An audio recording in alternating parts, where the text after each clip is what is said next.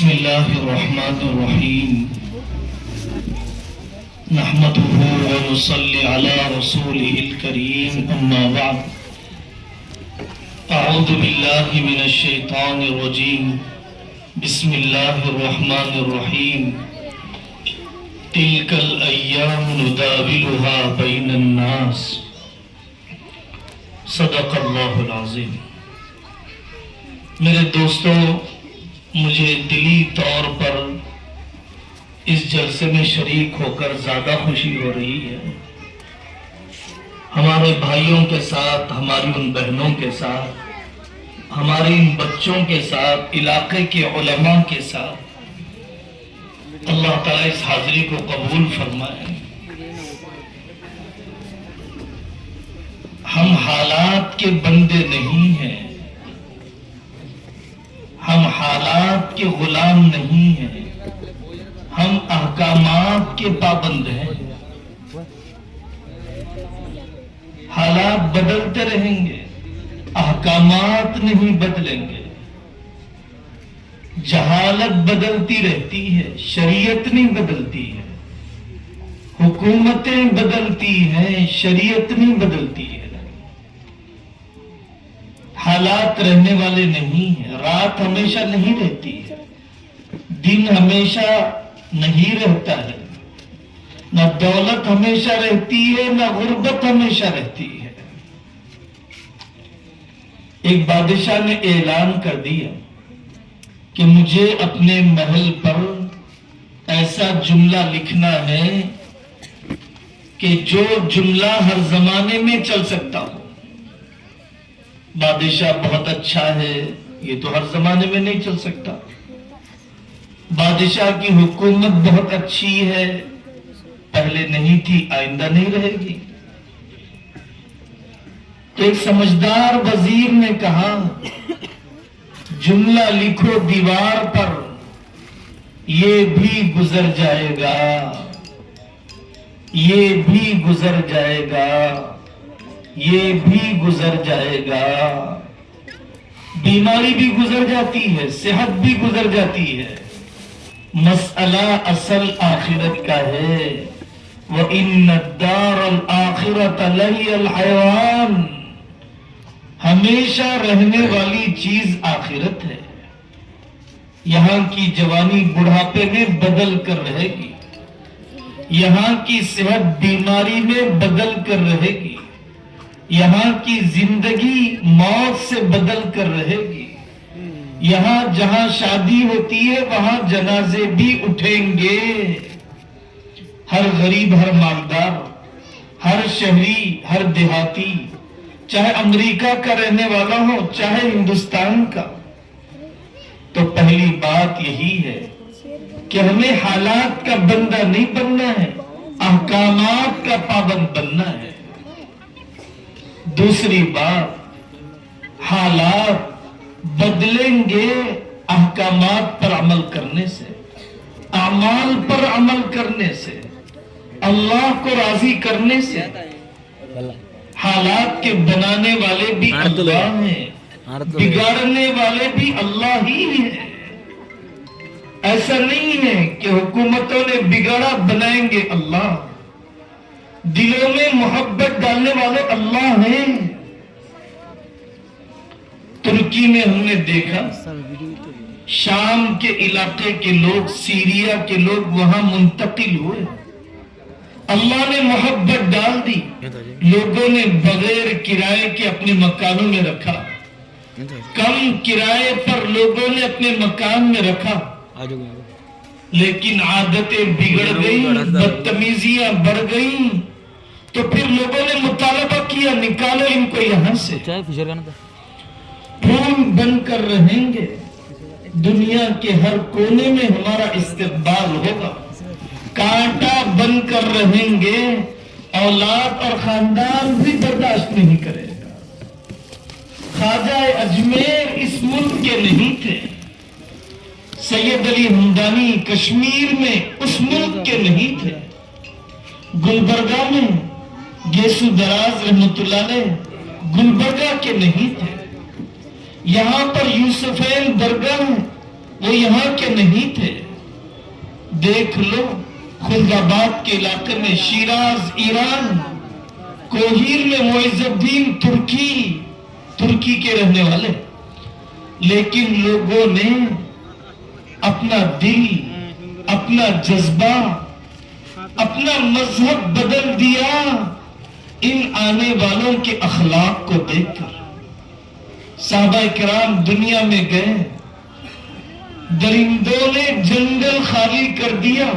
آج تک تونس کا جنگل خالی ہے کیونکہ صحابہ کے استقبال میں اس نے خالی کر دیا.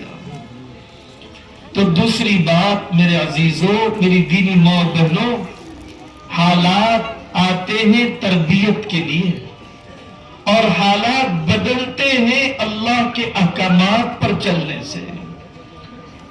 تیسری بات، ہماری مصیبت غربت نہیں ہے، جہالت ہے. ہماری مصیبت یہاں کی غرابت اور اجنبیت نہیں ہے، جہالت ہے.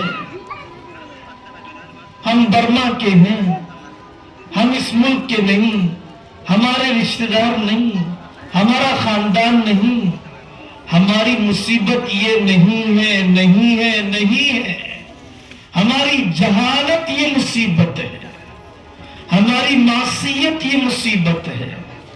اگر باہمی انتشار ہے تو یہ مصیبت ہے، بیویاں نافرمان ہے تو یہ مصیبت ہے، شوہر گھر کو وقت نہیں دیتا ہے تو مصیبت ہے، ہم شراب کی لت میں ہیں تو مصیبت میں ہے.